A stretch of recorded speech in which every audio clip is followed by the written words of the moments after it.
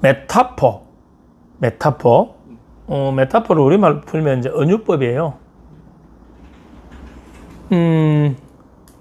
좀 더 이제 쉽게 이야기하면 그냥 스토리. 이야기 보따리를 푼다 이 말이에요.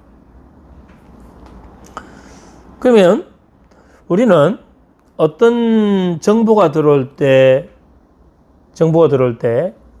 의식적 차원에서 이성의 뇌가 이 정보가 맞는지 안 맞는지, 옳은지 틀린지 모든 걸 뭐 해야 되냐면 분석하고 해석을 해야 돼요. 그런데 이야기로 들어오는 이런 정보들은 그러한 의식적 차원에서의 그 분석과 해석의 기능을 떨어뜨려 버려요. 그래서 이야기 속에 어떤 특정한 암시가 계속 묻어 들어와 버리면 그것을 비판하거나 그것을 분석, 해석하는 기능이 떨어져 버리니까 트랜스 상태에서 그 정보가 들어와 버리는 거예요. 그럼 트랜스라는 건 뭔가요? 의식적 기능이 떨어지고 잠재의식, 무의식의 기능이 활성화된 상태니까 이걸 무비판적으로 받아들인다. 좀 더 쉽게 비유하자면 가랑비에 옷 젖는 줄 모르고 우리는 젖어들죠. 바로 이야기는 일상적으로 우리가 많이 하는 거잖아요. 근데 그 이야기에 특별한 어떤 목적이나 의도를 가지고 하는 게 이제 메타포예요. 쉽게 얘기하면 전래 동화나 옛날 할아버지 할머니 들려주던 그런 옛날 이야기, 그 다음에 뭐 드라마의 스토리라든지 영화, 소설 또는 요즘 이제 뉴스나 이런 데 나오는 어떤 사건, 사고, 또 우리 주변에 일어나는 모든 일들, 그 다음에 운동 선수들 중에서 올림픽에 나가서 어떤 큰 성과를 이룬 그런 어떤 스토리들, 그 내면에 있는, 이면에 있는 그런 스토리들, 이런 것들이 전부 다 뭐가 되냐면 이 메타포의 소재가 되는 겁니다. 그러면 이 메타포는 이야기예요, 이야기.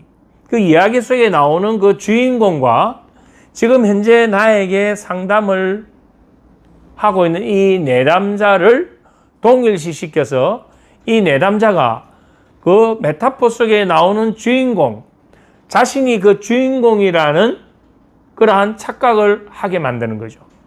그 속에서 이야기 속의 주인공이 어떤 문제를 겪고 그 문제를 해결하고 또 그것을 극복해 가는 과정, 그 마지막 스토리의 끝부분은 문제가 해결되는 부분으로 끝나니까 그 해결되는 그 상황에서 자신의 문제도 이렇게 해결이 된다, 해결할 수 있다 라는 답을 찾게 만드는 것이 바로 이 메타포예요.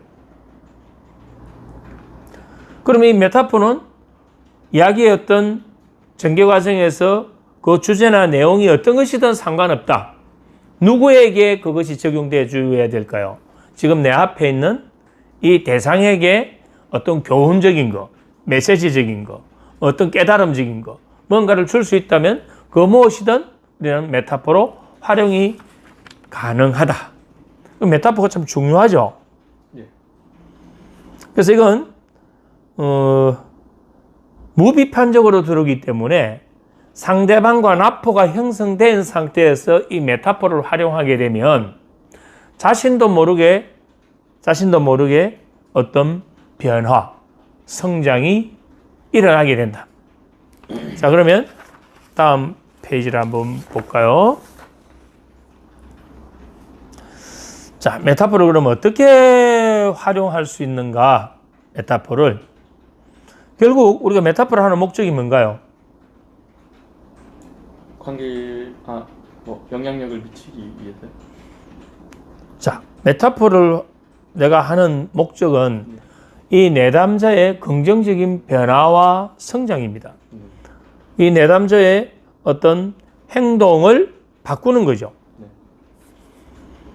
자, 그러면 지금 내담자가 겪고 있는 어떤 문제 상황과 유사한 어떤 사건이나 어떤 이야기거리를 가져오는 거예요. 그래서 그 이야기 속의 주인공과 현재 이 내담자가 동일시될 수 있도록 그렇게 연결을 시키는 거예요. 그럼 이야기 속에 나오는 주인공이 있고 그 주변 인물들이 있겠죠.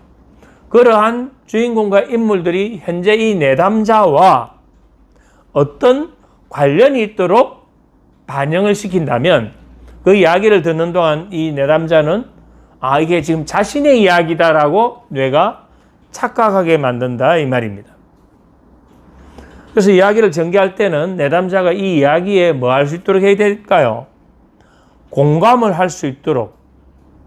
우리 공감을 할 수 있도록 하기 위해서 내담자에게 맞추어 주기를 하는 거예요.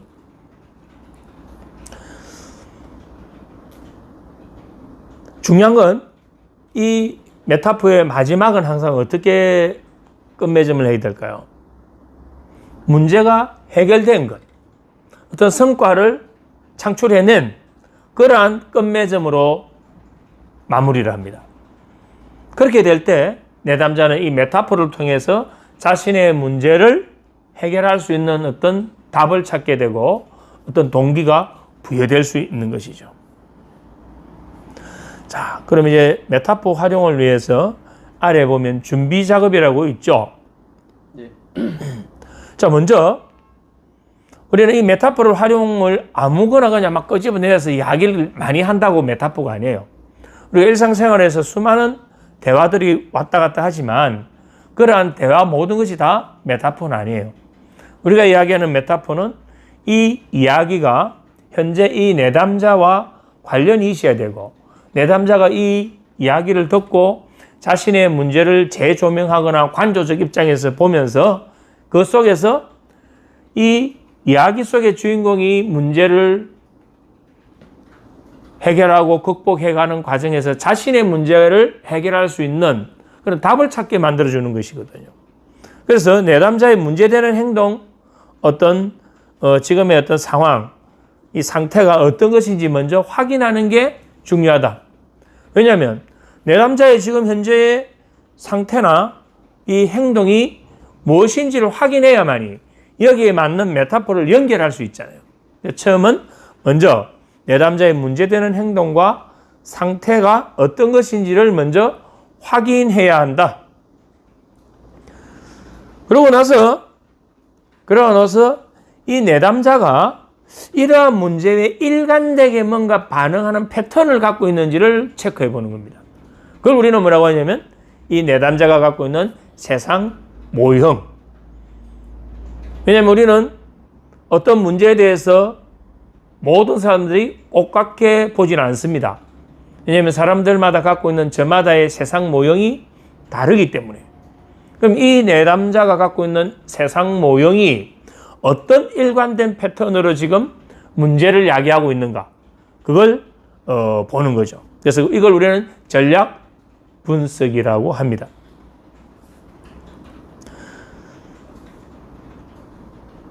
현재의 행동과 바람직한 성과에 내포된 전략적 이런 요소들을 위한 이제 닻을 만드는 거예요.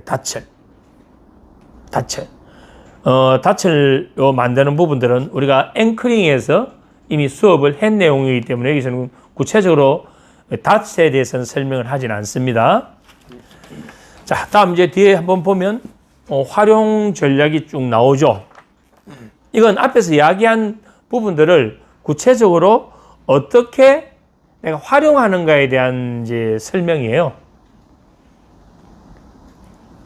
자, 내담자의 문제 사항과 관련되는 모든 등장 인물들을 어떻게 해라? 이야기 속의 등장 인물로 대체해라 이 말입니다.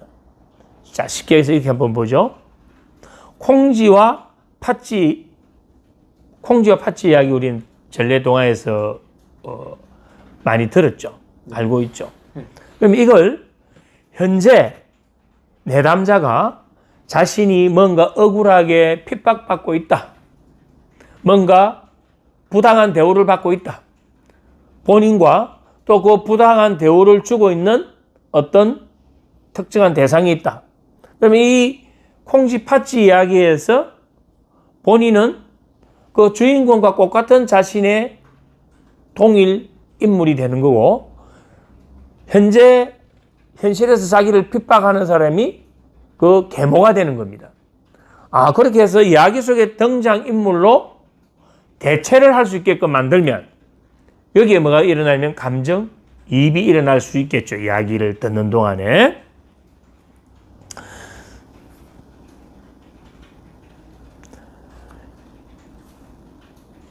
나머지 밑에 이제 내용들을 쭉 한번 보세요.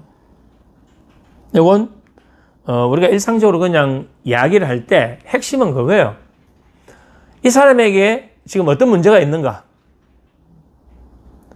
이 사람의 문제에 유사한 어떤 이야기나 사건이나 설레나 주변 상황들이 있다면 그것을 이 사람에게 들려줌으로 해서 그 속에서 본인의 문제를 위안받기도 하고 본인의 문제를 해결할 수 있는 답을 찾기도 하게 만드는 것이 메타포예요. 그렇게 이게 세부적으로 막 복잡하게 읽을 필요는 없어요. 그리고 기본 그거만 알면 이게 메타포가 언유법이 또는 스토리텔링이 그렇게 강하지 않는 것 같았는데도 불구하고 아주 강력한 변화와 성장을 위한 힘을 갖고 있다. 가랑비에 옷 젖는 줄 모르듯이 말이에요.